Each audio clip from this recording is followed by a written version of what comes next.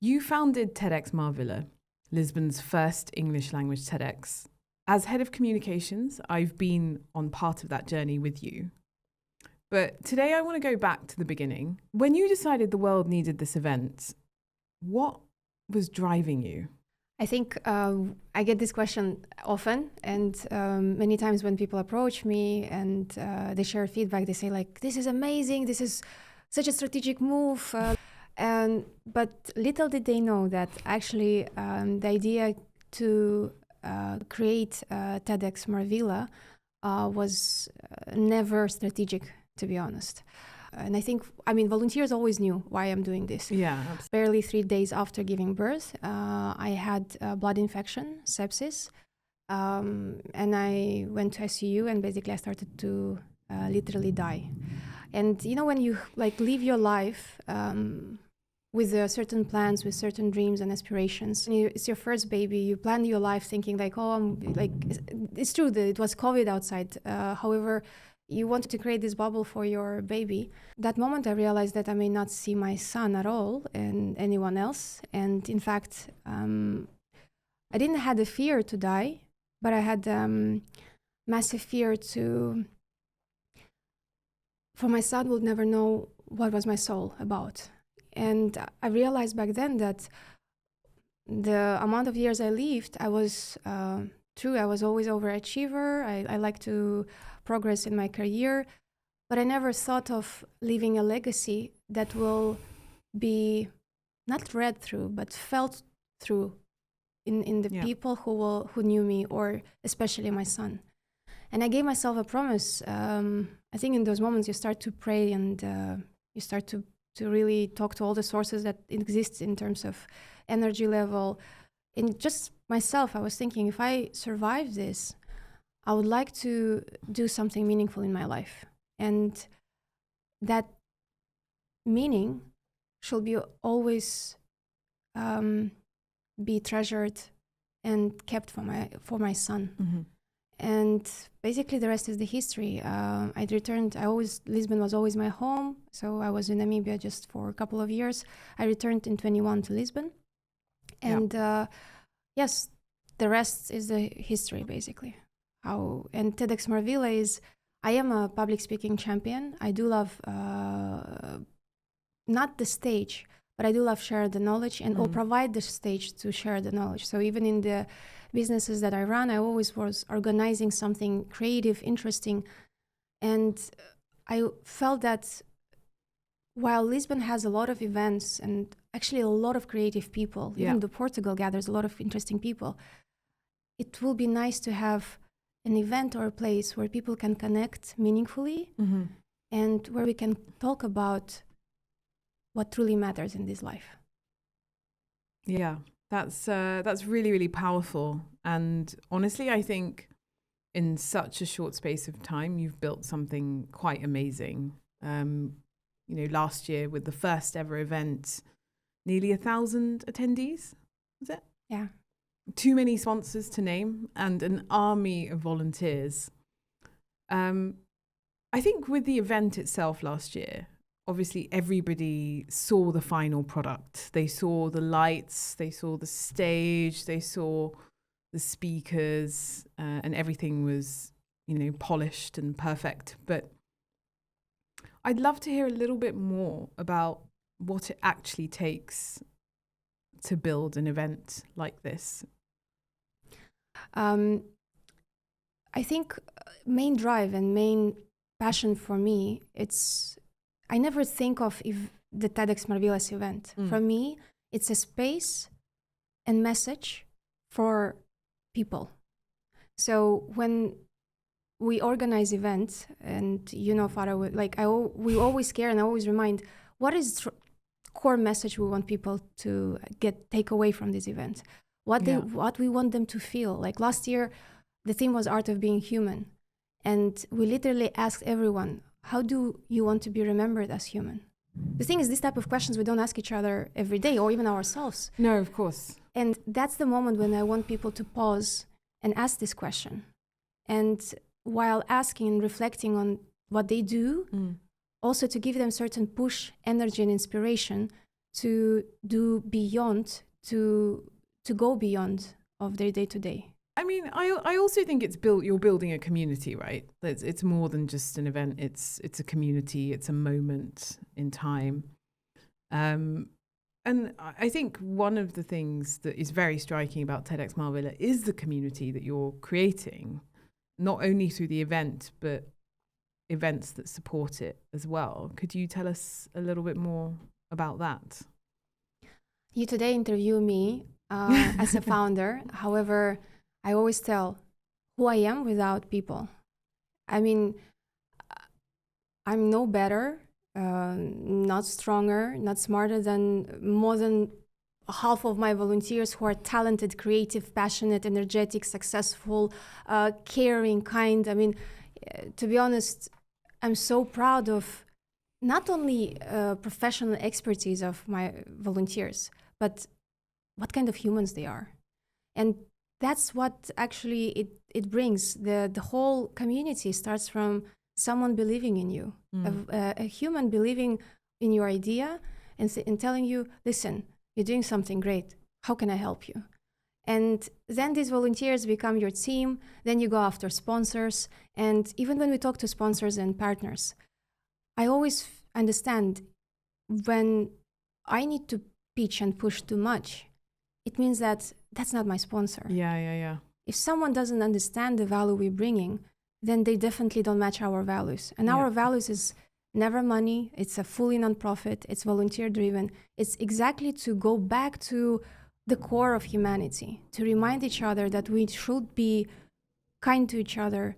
We should actually push each other to do better, to be kind to each other than what we're seeing today, unfortunately, when we open news and we see what's going on in the world. Of course, yeah. And let's not even go there today. There's just far too much going on. But one thing that is really striking about TEDxMarvila is, A, it's a huge operation. And secondly, no one's getting paid. Yeah. No one's getting paid. Everyone is dedicating time. Sponsors are dedicating resource and money. How do you do it, first of all? And secondly, why do they do it? What is driving them to, and what is it about TEDxMarvila, do you think, that captures the imagination of sponsors and volunteers? I think honesty and authenticity. When I talk to people, when I start to explain what we do, I'm very honest and transparent. I tell them what I need, what they can get, what is the value, and what are limitations. When I'm on stage, I tell truth. I say that why we're doing this, I'm not shy to be transparent, saying that it is difficult. It is definitely one of the most challenging projects I ever had in my life, for sure. But people come for passion and energy. But that's what I hear from people. Like people say that this project is full of passion, energy. Everyone feels so inspired because it is like a healthy contamination, right? We have a good vibes, and we kind of share that good vibe. Yeah. But I think we shouldn't forget that most important it is we are honest, we are authentic. We're truly there to leave legacy, not only for what we're going to publish on TEDx YouTube, but for the people who come in on the main event. It is that feeling that they will take with them home. And if you remember, Farah, like the day before of last year, I always, on the final call, I told to the team, everything might go wrong, not as we expected. It is life. But remember that no matter what happens, remember why we were doing that. And if at least one soul will leave our event feeling inspired and feeling that they need to be a better human, then we've done our job. So this year is the same. If at least one human will contemplate on the question of what is love and start spreading it, we've done our job. That's really, really nice. I really like that, and that's so inspiring to hear. What are you most proud of from last year? And in the same vein, are there any little things, were there any surprises, unexpected surprises, shall we say? And how did you deal with those moments at the time? Oh my God, there's so many surprises. You have to understand that TEDxMarvila is not only about the TEDx stage. We do have amazing lineup. We have speaker coaches working with our speakers. We speaker curation team. We talk and brainstorm with every speaker. Like they all worried. We like one team working together to do an amazing event. But what the magic happens is also behind the scenes. Magic happens also during those connection moments. I see people who did not know each other doing collaborative businesses, projects. An artist found a gallery found a creative hub, business found a client, a lonely woman found an amazing friend, meaningful collaborations, couples that met. I mean, I've known so much stories that I witnessed myself. And that's what is, I think that for me, that's so positive. It's not even positive. I think this is life. It's like 100%. A small life that is happening in the, thanks to TEDxMarvila. Yes, absolutely. I mean, definitely last year, there was such a sense of excitement and ideas and inspiration. And it's such, the event itself is such a vibe when you're there. There's so much energy and momentum. And I think that really helps to create that. It really drives a sense of connection between everyone that's there. So it's really great to see that. Do you have any, are you allowed to tell us a little bit about some of your speaker highlights from this year?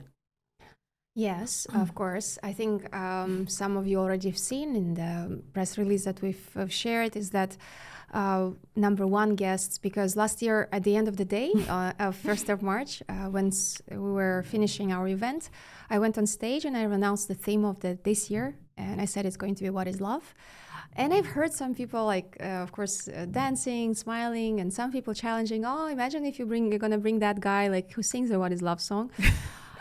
I love the challenges. So we're proud to announce that Alexander Hathaway, who has his iconic song that became a very famous single in '93, he's coming to our stage because he believes in our project and what. And on the theme, What is Love, apart from the iconic song, what inspired you to choose that theme? I actually knew that it's not that themes don't come to me, that I don't literally I don't have strategic mindset to follow the theme of the day, to be honest. It's something that I feel. Yeah. So when I applied for TEDx license, I knew that I want the first theme of my event to be the art of being human, because I saw less humane interactions in the circles that I was, and I thought it's a good reminder for people.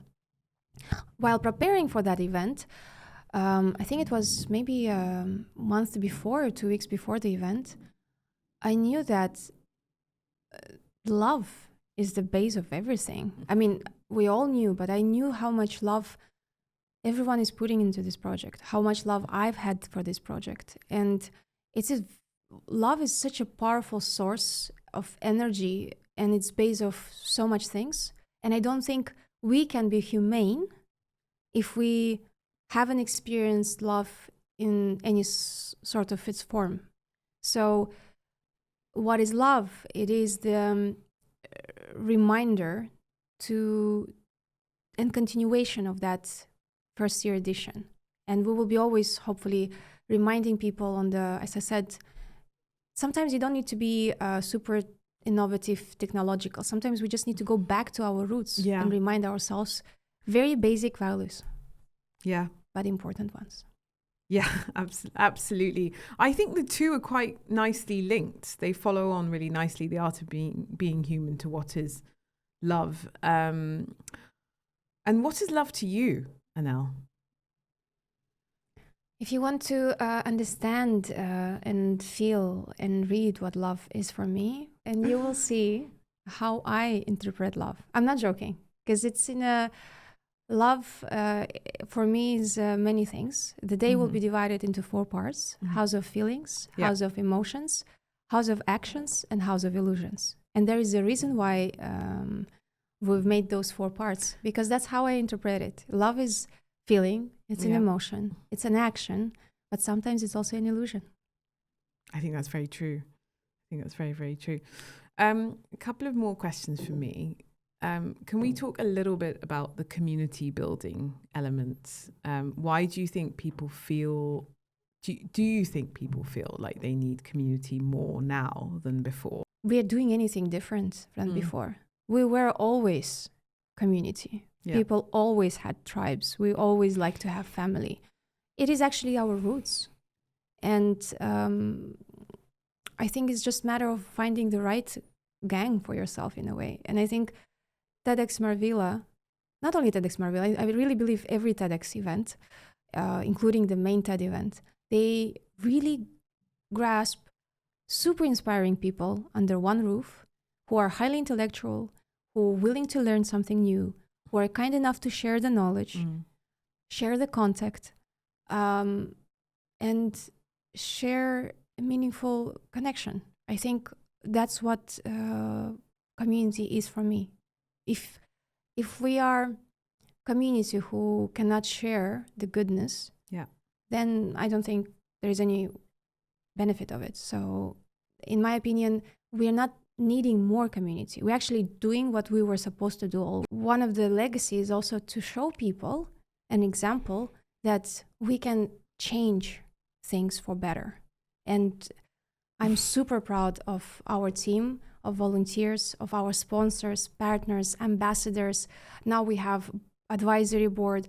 We are team of force who is thinking beyond of their day-to-day job. They are so super busy individuals, but even the most busy speaker, most high-profile person, most busy or someone who's really hustling and just living from payslip to payslip, they all find time somehow to contribute to our project.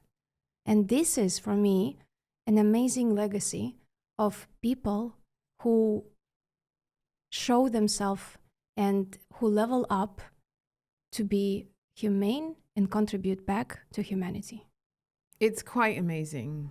You should be very, very proud, because I feel like you've built something so, so special, and I'm very happy to be a part of it as well. Any final questions I should have asked you and I haven't? I think, first of all, I want to thank you in your, I would say, while thanking you, I'm thanking all the volunteers. It's not an easy job. It's literally, I know, like, we have so much people having problems and just busy schedule, but you guys find this time. You found today the time to talk to me. You really, just because you've trusted me. So what I want to thank you and all the volunteers. Thank you for the trust, but thank you for the faith. Thank you for every single partner, sponsor, a person who is going to be our guest, because, I mean, what is this event if we don't have people coming and watching this, right? So thank you for all those who are going and purchasing the tickets or spreading the word or like willing to help somehow. It means that you believed in me, you believed in idea, you believed in the theme, but most important, you believed in authenticity of humanity. Thank you. And the tickets now are open for sale. We are very limited capacity, huge demand, which I'm very thankful for everyone who is helping us. So just make sure you grab your tickets. Don't wait till the last minute.